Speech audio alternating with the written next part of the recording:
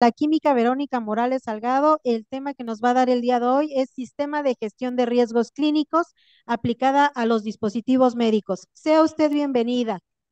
Muchas gracias y disculpen con estas fallas técnicas de último minuto. Bueno, para empezar, muchísimas gracias por la invitación. La verdad es que es un placer y me da muchísimo gusto que ya se esté tomando la tecnovigilancia hospitalaria, porque la verdad nosotros que nos dedicamos y hemos estado picando piedra para todos estos temas, pues la verdad es que no encontrábamos lugares, no encontrábamos áreas para aprender. Y la verdad es que lo que se está haciendo ahorita, este congreso, ha resultado muy bueno. He aprendido mucho. La verdad es que los ponentes han sido maravillosos y los temas muy bien, seleccionados. Bueno, entonces a mí lo que me toca es el sistema de gestión de riesgos clínicos aplicado a los dispositivos médicos. Es un tema un poquito, no digamos complicado, pero sí muy interesante. Es un tema que la verdad hemos tratado en mi lugar de trabajo, en mi unidad de tecnovigilancia, de desarrollar. Hemos hecho muchas cosas para que nosotros pudiéramos tener una visión y un mejor manejo de lo que es un incidente adverso. Bueno, y el objetivo de esta presentación es presentar conceptos, requisitos, metodología de la gestión de riesgos clínicos aplicado a los dispositivos médicos. Y a mí me gustaría empezar, pues, viendo, observando, leyendo, identificando lo que nos pide la norma 240 de la tecnovigilancia. Y ese es el desafío, es el reto a los que nos hemos enfrentado, todos los que nos hemos dedicado a hacer tecnovigilancia. Y bueno, aquí en letras rojas, así como muy llamativo, pues se ven pues la principal observación, el mensaje y lo que tenemos que hacer para hacer tecnovigilancia. La norma nos dice que establece los lineamientos sobre los cuales se deben realizar las actividades de la tecnovigilancia con la finalidad de garantizar la protección de la salud del paciente y la seguridad de los productos. Sí, pero no nos dice cómo. Y la verdad de las cosas es que es muy ambiguo el conjunto, esta definición. Pero después nos dice que es el conjunto de actividades que tiene por objeto la identificación y evaluación de incidentes adversos. Pero otra vez no nos dice cómo. Producidos por los dispositivos médicos en uso y la identificación de los factores de riesgo asociados. Y aquí ya viene lo más interesante y ya nos empiezan a presentar un panorama más extenso. Con base a la notificación, registro y evaluación sistemática de las notificaciones de incidentes adversos con el fin de determinar la frecuencia, la gravedad y la incidencia. Pero ¿cómo hacemos esto? No nos dice cómo. Entonces, nosotros que nos estamos dedicando a esto, pues empezamos a observar y a buscar y empezamos a meternos a otros procesos en otros lugares para ver cómo podemos sacar esta información. Y aquí hay una definición de lo que es un incidente adverso, solamente para rememorar algunas cosas y vayamos tomando en cuenta esas definiciones y esos puntos muy exactos como para que vayamos construyendo pues nuestro sistema de gestión de riesgos. Un incidente adverso es cualquier acontecimiento comprobado que está relacionado con el uso de un dispositivo médico que cuente con pruebas contundentes de la relación causal entre el incidente y el dispositivo. Todo esto lo podemos ver en el suplemento de farmacopea, lo podemos leer y lo podemos observar. Pero, ¿qué herramientas necesitamos para implementar, para empezar, nuestra unidad institucional de tecnovigilancia? Algunos de los ponentes pues ya han hablado sobre estos temas Solamente esto es como para que nosotros vayamos poniendo cierta puntualidad en algunos procesos. Por ejemplo, necesitamos un manual o procedimientos y procedimientos de tecnovigilancia, un marco legal, una justificación y un alcance y un comité. La gestión, ¿qué vamos a hacer? Bueno, primero, pues tendríamos que tener una estrategia de captación, identificación y documentación de los incidentes o de los reportes, así como un mecanismo de administración de la información de la unidad y una metodología de análisis calificación. Asimismo, responsables de toda esta información y del manejo de esta gestión. Después, la comunicación. ¿Qué vamos a hacer con toda esta documentación, con toda esta información? Pues el reporte a la autoridad sanitaria, pues el reporte a proveedor y el seguimiento. Y finalmente, formación, capacitación, que es información, divulgación y aplicación de las prácticas adecuadas y correctas del dispositivo médico, así como actividades de promoción y capacitación. Todo esto, pues se oye muy fácil, pero ¿qué conlleva? Todo lo que es el proceso de un reporte de tecnovigilancia, pues conlleva que tengamos personal multidisciplinario, un químico, un licenciado en farmacia, un ingeniero biomédico solo no puede con todo el proceso porque no somos expertos en todos los dispositivos, en el uso, en el manejo. Nosotros no estamos presentes cuando se puede presentar un incidente. Por lo tanto, pues este proceso es multidisciplinario. Por ejemplo, los biomédicos, los médicos, las enfermeras, el departamento de compras, los proveedores, los farmacéuticos, la alta dirección, personal de farmacia deberían de estar involucrados dentro de este proceso, dentro del comité, dentro de alguna sesión, dentro de los seguimientos, dentro del reporte, para que tengamos el panorama de todo el evento, perdón, de todo el incidente. Por lo tanto, pues es un trabajo arduo, es un trabajo de muchísima gente. Y entonces, ¿qué es el proceso de tecnovigilancia? ¿Qué se vigila en tecnovigilancia? Pues se vigilan muchísimas cosas. Vigilamos materiales de fabricación, la manipulación, la composición del insumo, el mantenimiento de equipos biomédicos, la calibración de equipos biomédicos, su uso, su posible contaminación o biocontaminación. Todos estos puntos, pues, no se deben de perder de vista cuando nosotros tenemos una notificación de algún reporte. No se deben de dejar de lado. Siempre tenemos que tenerlos en la vista y ser muy proactivos en todas las señales que podamos llegar a tener en ese reporte de información. Todos hemos visto en estos días de presentaciones de varios ponentes, pues lo que es el ciclo de vida de los dispositivos médicos, lo que es el premercado y lo que es el posmercado.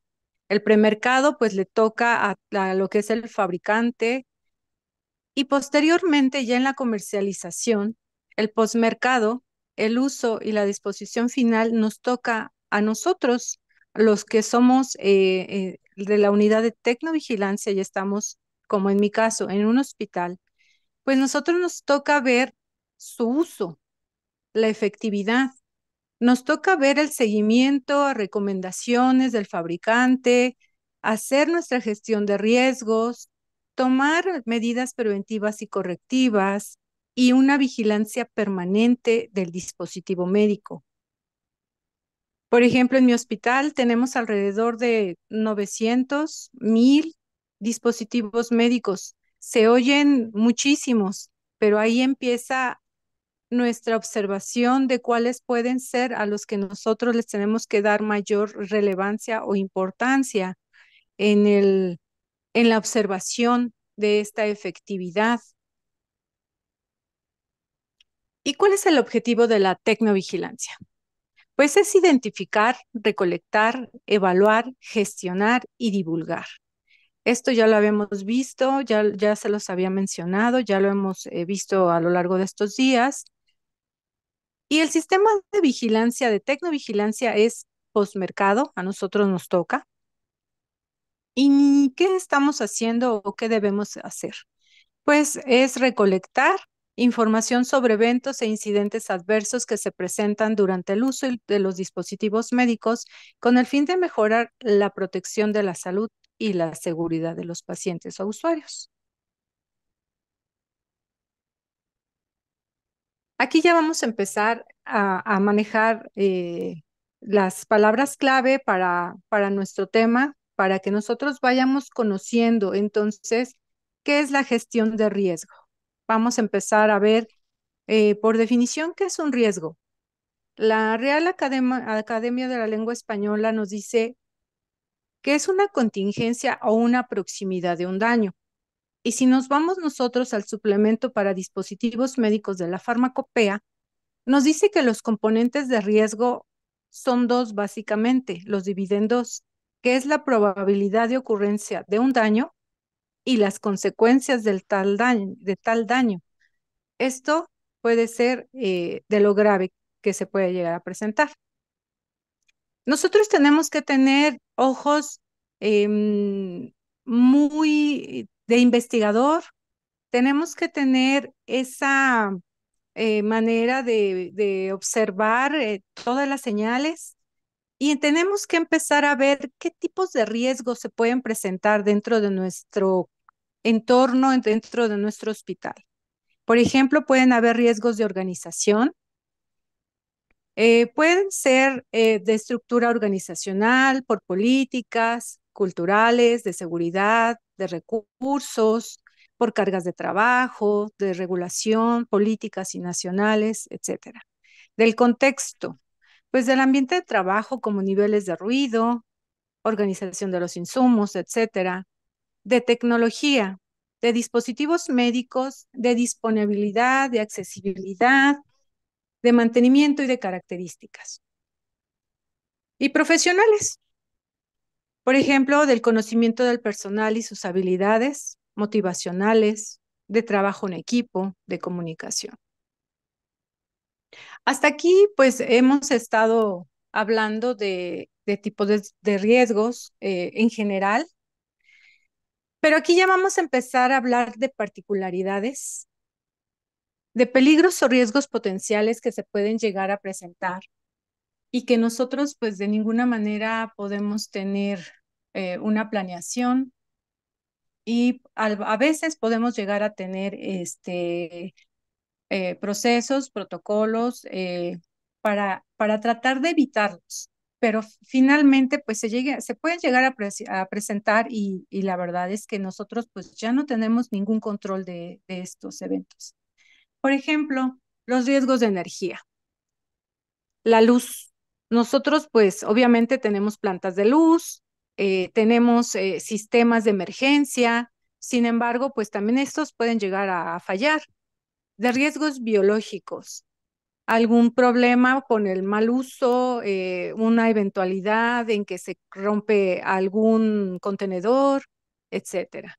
Riesgos ambientales. Eh, por ejemplo, de contaminación del agua ahorita, como se está presentando en alguna alcaldía por aquí, por la Ciudad de México, riesgos relacionados con el uso, riesgos funcionales de mantenimiento y obsolescencia. ¿Qué otros factores nos pueden dar lugar a que aparezca un riesgo y que tampoco nosotros lo podríamos llegar a prever? Pues son diversos. Desde el personal implicado en el manejo del mismo insumo, el personal médico, enfermería, el tipo de paciente, el tipo de organización, la viabilidad del riesgo, que puede ser por personal de nuevo ingreso, que no tenga tal vez una capacitación, que desconozca el proceso del área, del manejo del equipo, el personal recién egresado, que también no tiene esa habilidad tal vez del manejo de la presión, em, capacitación del uso, etcétera. Y el análisis de riesgo-beneficio, del que está implícito en el insumo. Em, Cuando el fabricante hace pues un insumo, él está verificando ciertas propiedades que puede llegar que tiene el insumo médico, pero tal vez puede tener algún defecto por el uso del insumo y este lo tiene que documentar. Cualquier dispositivo médico puede llegar a tener algún detalle mínimo, tal vez algún material, algún riesgo por el uso, manejo, etcétera. Entonces, esto pues debe de estar documentado por si se llegase a presentar alguna falla. Y bueno, hasta aquí hemos hablado un poquito de lo que son factores de riesgo, eh, peligros, etcétera. Y lo que sí quiero ser un poco enfática es que la gestión de riesgos de calidad, cuando el proveedor está, perdón, el productor está haciendo un insumo, es muy diferente a lo que es una gestión de riesgos clínicos. El riesgo de calidad es en la producción, es dentro de la planta, y ya cuando estamos en el hospital, en el medio, en el uso, en el manejo, pues ya tendríamos que pensar en gestión de riesgos clínicos, porque ya lo estamos observando, lo estamos manipulando, lo estamos utilizando ya en pacientes. Es muy parecido, sí, es muy parecido, pero tendríamos el enfoque que le tenemos que dar es exactamente a nuestro entorno de manejo y uso hospitalario. Pero, ¿qué es entonces el sistema de gestión de riesgos después de esta pequeña introducción y todo lo que llevamos visto hasta este punto? Pues es la herramienta clave para detectar riesgos oportunamente y llevar a cabo los procesos necesarios para evitarlos y mitigarlos. La implementación es una estrategia que ayuda a visualizar todas las circunstancias, situaciones e incidencias y acciones internas y externas. Y así como nosotros estamos viendo estas incidencias, tenemos que tener un proceso de observación y documentar el impacto de estas amenazas. ¿Cuál es la metodología de análisis de incidentes adversos? Pues son varias, hay bastantes.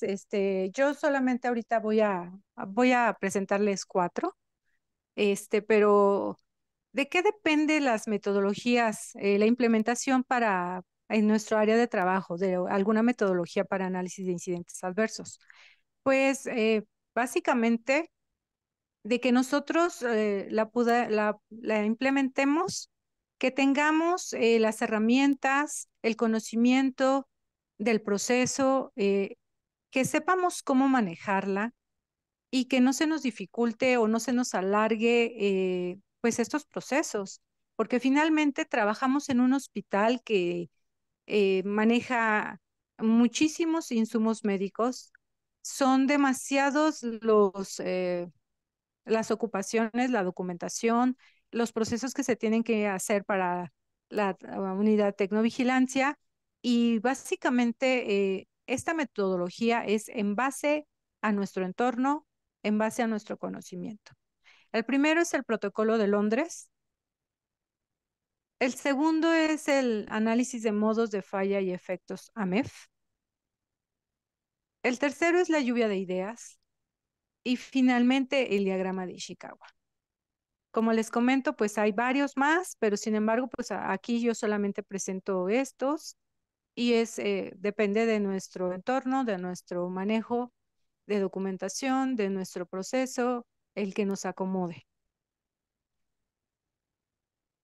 ¿Cuáles son los requisitos generales para implementar la gestión de riesgos? En este caso, yo voy a tomar como ejemplo el AMEF.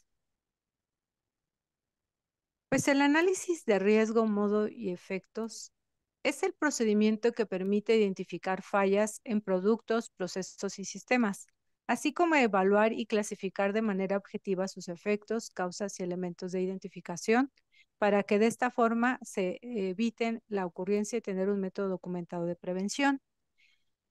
Aquí en esta parte, pues podemos ver ya una MEF hecho, ya numerado y casi clasificado o calificado para que nosotros podamos distinguir en qué punto vamos a nosotros a tomar decisiones. La valoración del riesgo, el análisis. ¿Por qué es importante? Porque nosotros al saber el proceso o el manejo y los procedimientos del hospital, tenemos que tener la visión completa, me refiero a esto, completa de todo el manejo de los insumos médicos. Nosotros podemos hacer un análisis de riesgo en donde podemos estimar el riesgo asociado con los peligros. Tenemos que conocer nuestro entorno, en pocas palabras. Tenemos que saber cómo es el manejo del insumo, cuál es el proceso de compra, a dónde llega, a dónde va, quién lo utiliza, en dónde lo utiliza. Por eso este proceso de tecnovigilancia es bastante complejo. No se puede hacer con una sola persona, la verdad es que es mucho trabajo y por eso comentamos que es un proceso multidisciplinario. Cuando nosotros tenemos esta evaluación del riesgo y este análisis, podemos identificar las probabilidades de ocurrencia y la gravedad de los daños y asimismo podemos detectarlas. Nosotros tenemos que tener en nuestra cabeza siempre cuando querramos identificar alguna falla potencial, pues estas preguntas en nuestra cabeza. ¿Quién? ¿Qué? ¿Cómo? ¿Por qué? ¿Cuándo? ¿Y dónde? Que son las básicas para empezar a nosotros a plantear qué pasó, cómo pasó, cuándo pasó, dónde pasó, etcétera.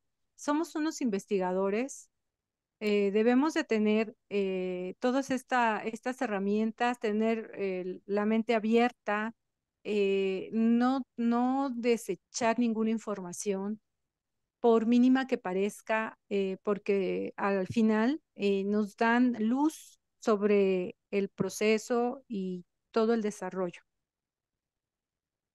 ¿Cómo vamos a documentar nuestra APR, nuestro análisis preliminar de riesgo? Pues de la manera más sencilla que nosotros podamos hacerlo, que nos convenga hacerlo dentro de nuestro entorno. Por ejemplo, tendríamos que empezar por identificar los riesgos potenciales y acontecimientos accidentales que puedan dar lugar a un accidente, dar prioridad a eventos, analizar necesidades de acciones. ¿Y para qué se ocupa la APR?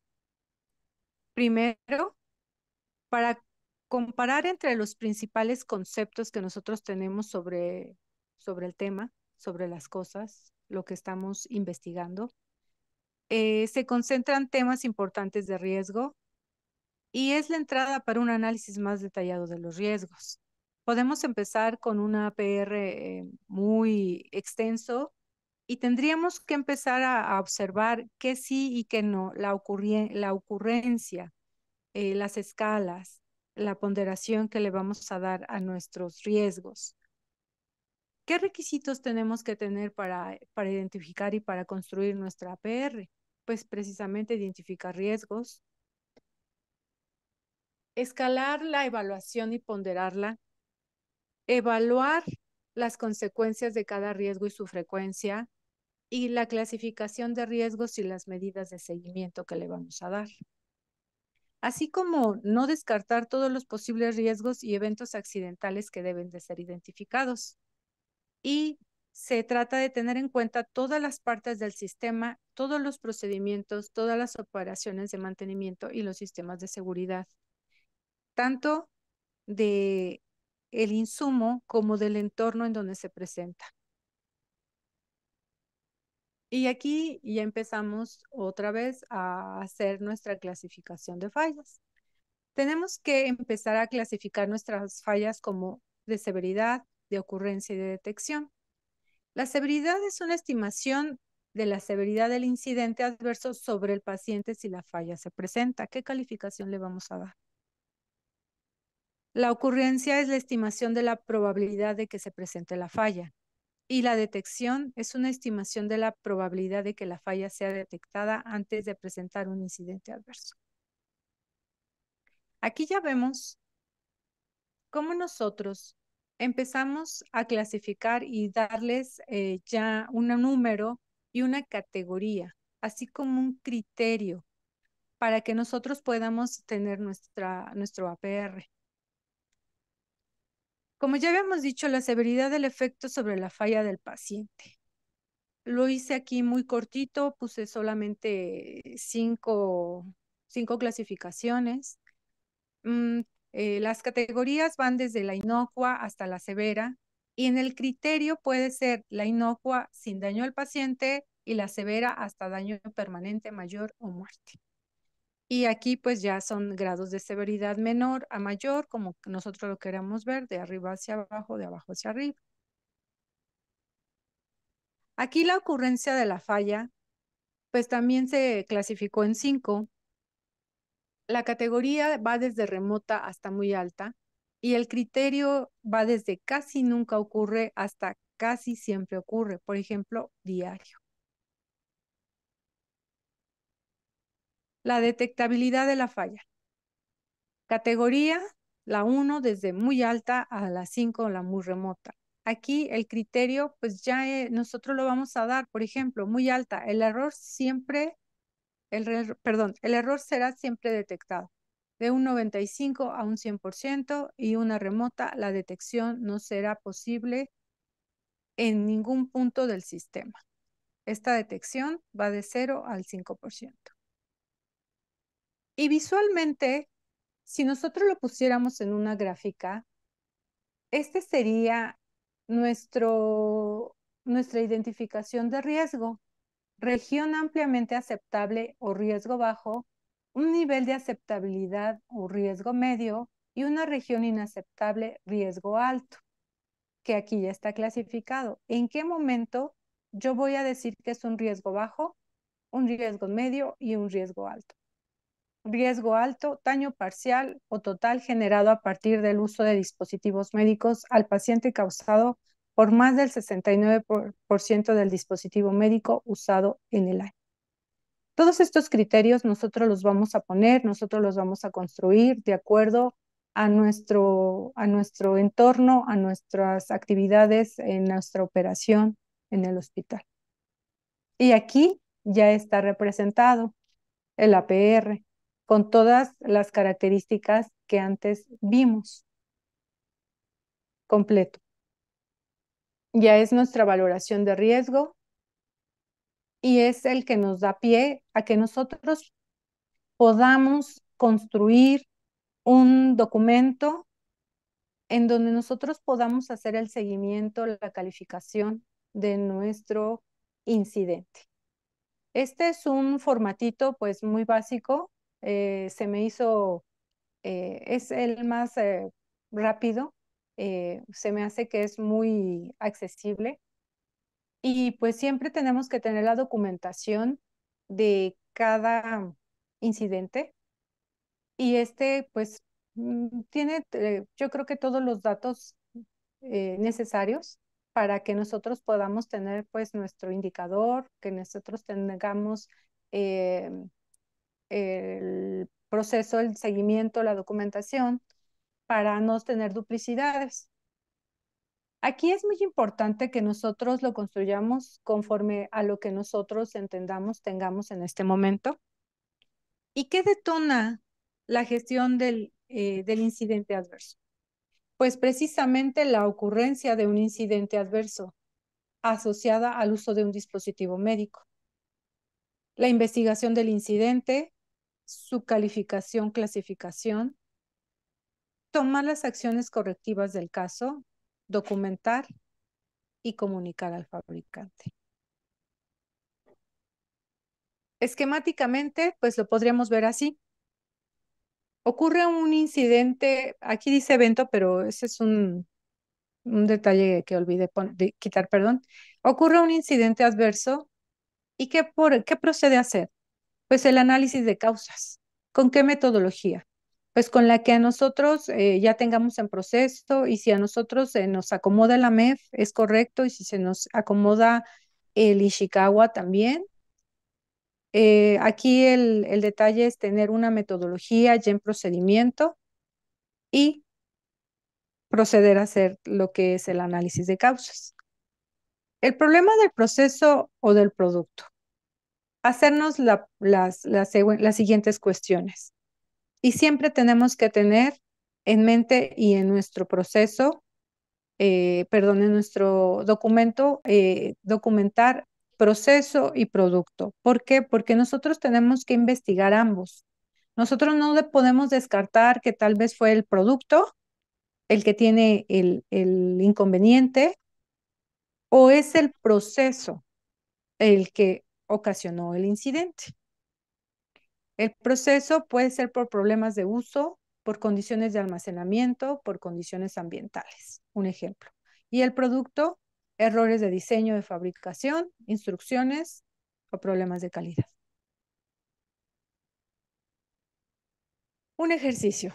Imagínense que nos reportan un problema con un catéter. La enfermera comenta que al estar colocando el catéter al paciente, siente que este no pasa por la vena y nota una rigidez inusual en el insumo.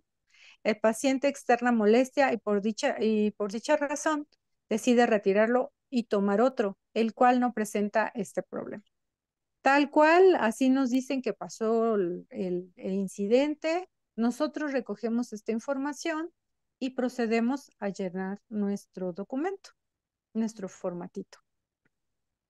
En nuestros subprocesos, ¿qué vamos a poner? Pues vamos a identificar que todo se ocasionó desde la inserción del catéter.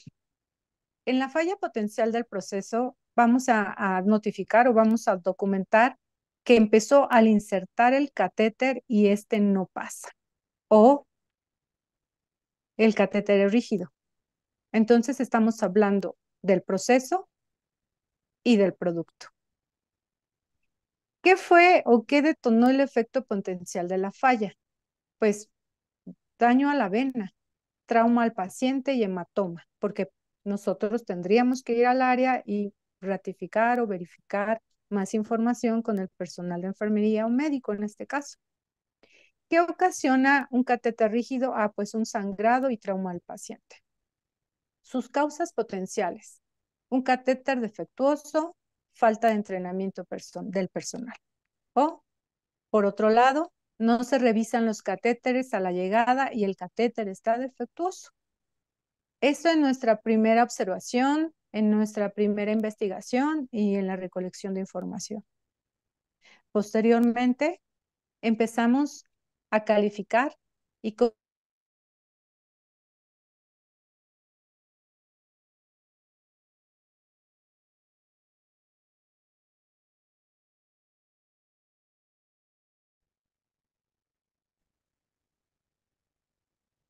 déjenme, me regreso para que vean estos números. Ahí olvidé poner la tablita.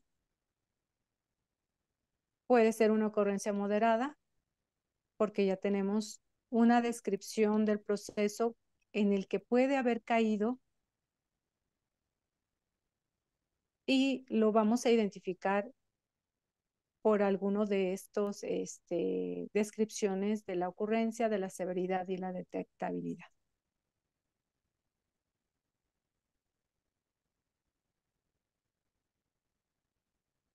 Me voy a ir un poquito, voy a regresar y voy a avanzar. ¿Cómo vamos a calcular este índice? Pues es muy fácil, es una multiplicación, severidad por ocurrencia por detectabilidad. Indica la probabilidad de que una falla puede ser causada por un evento adverso y se abordarán las fallas con el RPN, que es el índice de criticidad.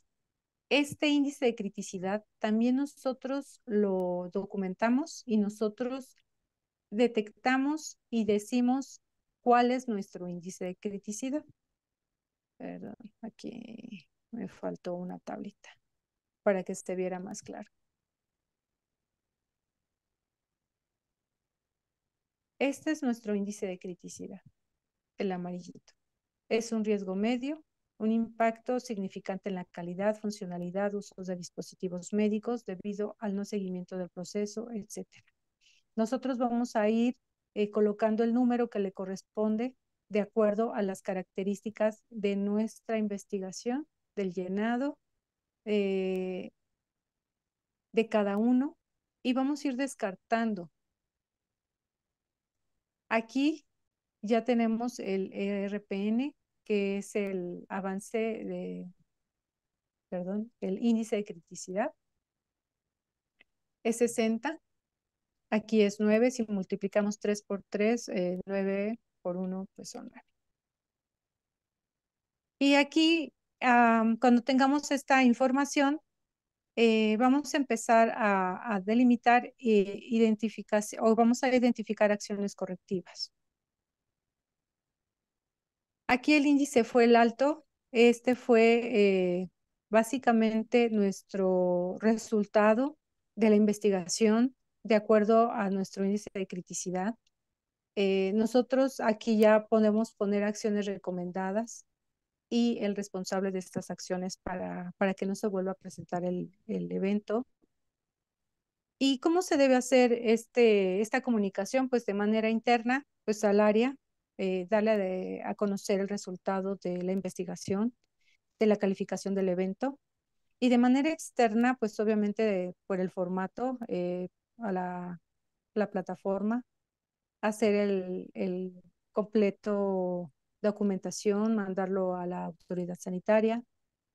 ¿Y qué se debe de evaluar en estas acciones preventivas o correctivas llevadas a cabo?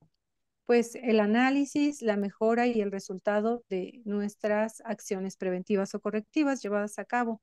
Tenemos que tener en mente que no solamente se queda en el documento y no solamente pues le vamos a dar carpetazo, le tenemos que dar un seguimiento para ver que este número de criticidad baje lo más que se pueda sin nosotros obviamente interferir directamente en el proceso, sino dando capacitación, dando mejora continua al personal,